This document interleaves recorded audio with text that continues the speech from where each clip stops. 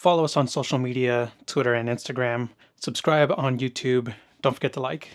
Sinners, starring Michael B. Jordan as Smokes and Michael B. Jordan as Stack. This movie got 100% on Rotten Tomatoes. Is it that good? Well, let me just tell you. No, actually, it's not. It's good. I enjoyed the movie for the most part. I felt like the ending, well, there was like 3 endings. I just felt like you could have just ended at this one point, but you decided to go on and on and on. So that was kind of annoying. There was a couple of jump scares that are kind of annoying because it's like, come on, guys, can we get past the jump scare tactic in horror movies? Can we actually build horrifying moments? And I'll say there was no moments in this film that were actually horrifying. I mean, I want to restate that I did enjoy the film for the most part. I liked it more than I didn't like it, I guess you could say. So it was a mixed bag for me. And supposedly, Ryan Coogler, I feel like I'm messing that up. Anyways, I had read somewhere that he was inspired by the song One by Metallica, which I was like, wow, if that's true, that's interesting. It's a good song. Anyways, before I go on and get into some very vague details and spoilers about the film. I'm not going to spoil it too much, but before we get to that, here's a quick 10-second commercial break. The Stars and Stripes Freedom Deck ships exclusively in the United States. Available on eBay and Etsy, link in the description below.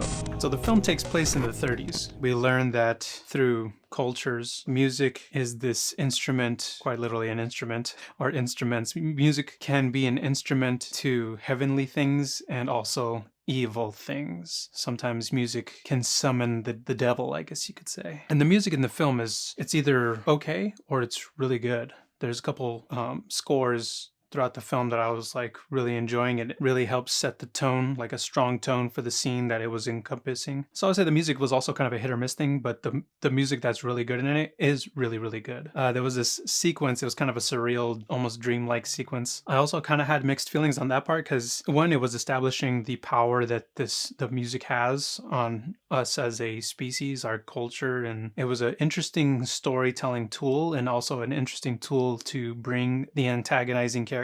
But it was also kind of silly looking.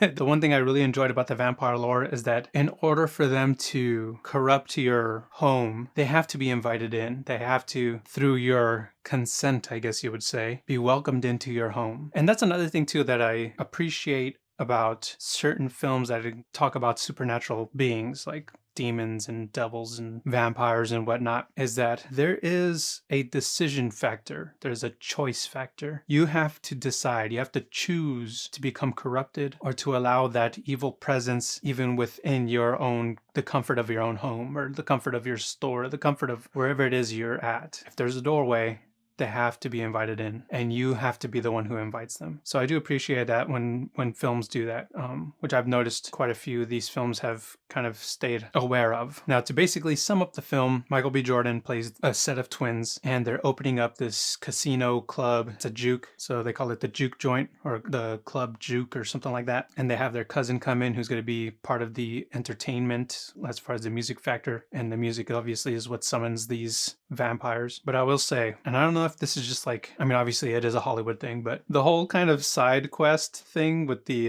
KKK people just felt like it didn't really add anything to the narrative, because it's like, okay, they went back to the 30s so they could use that as a, relevant tool, because it's like the 30s are like, okay, the Klan. And I know Hollywood is obsessed with keeping racism alive along with all these other leftists. These people just love racism and keeping it as alive as, I don't know what the obsession is. I just don't understand why they're so obsessed with keeping this thing alive. But so that's why they used the 30s, because they were just like, in the 30s, we could use that as an excuse to insert racism into the film. But the racism is like such a subtle thing, and they have to really force it into one of the 3 endings that they have at the film. So it's kind of one of those things too, where once the film felt like it was at its ending point with the cousin and one of the twin brothers, it's like, okay, this is a good place to end it. Now that you guys have survived. But then they continue with the 2 more endings, and then one of the endings, they need like this clan showdown to get like clapter from, leftist audiences, I guess. So that part was pretty cringe and stupid and didn't add anything to the story at all. But other than that, like I said, the film was interesting. I liked the cinematography. It was very well made. The production value was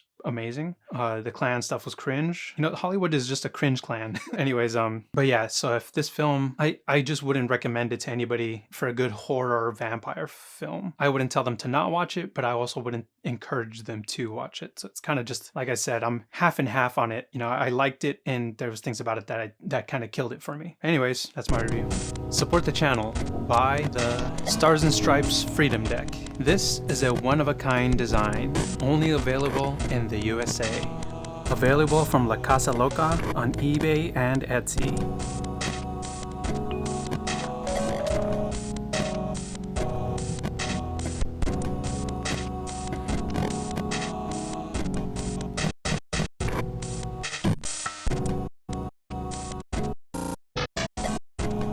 Follow us on Twitter at Ghettoplex_MP4, on Instagram at Ghettoplex.mp4, and subscribe to us on YouTube at Ghettoplex.